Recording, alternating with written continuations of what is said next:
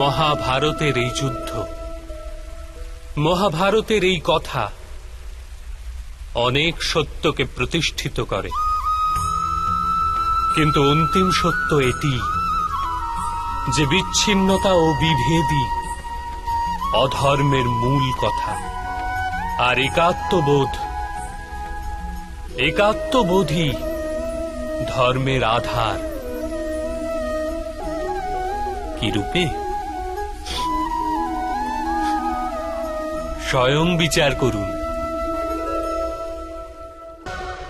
মানুষের হৃদয় সুখের আশায়, অধিকার ও সম্পত্তির বাসনা দ্বারা বেষ্টিত থাকে, কিন্তু আপাত দৃষ্টিতে মানুষ নিজের মাতা পিতা, সন্তানাদি, ভ্রাতা ভগিনী অথবা পত্নীর সাথে উচিত ব্যবহারই করে, কোনো অন্যায় করে না। সে সুখ আর সম্পত্তিকে সমান ভাগে বন্টন করে ভোগ করে, কারণ সে জানে যে তার সুখের ভিত্তি হল তার পরিবার, তার সুখের কারণও তার পরিবার। মানুষ এও জানে যে তার সুখ সমাজ থেকে প্রাপ্ত হয়, কিন্তু সে সমাজের সাথে অন্যায় করেই ফেলে, সমাজকে শোষণ করতেই থাকে, কারণ সে সমাজকে নিজের সুখের কারণ বলে মান্য করে না, সে সমাজকে নিজের সুখের সাধনা মান্য করে। বিভেদ কেবল কারণ ও সাধনে।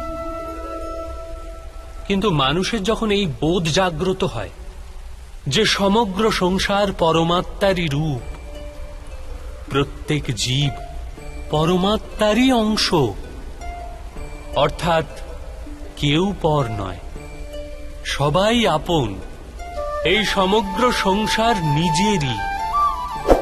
নিজেরই পরিবার, তখন ক্রোধের কোনো কারণই অবশিষ্ট থাকে না।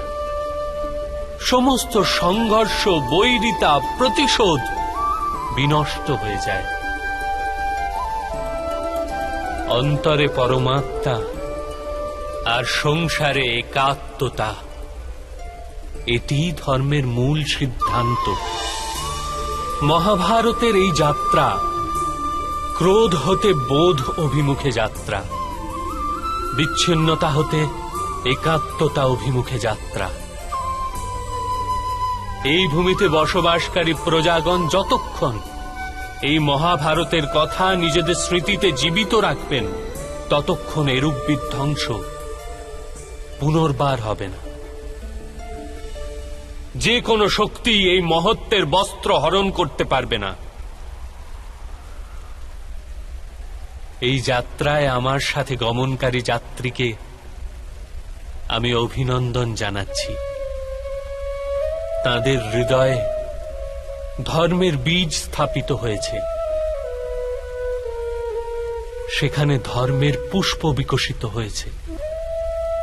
আপনার কল্যাণ হোক, সংসারের কল্যাণ হোক।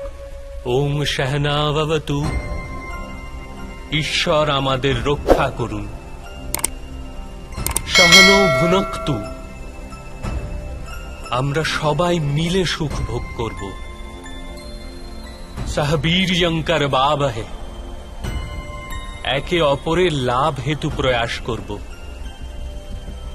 তেজস্বী মাবধীতমস্তু।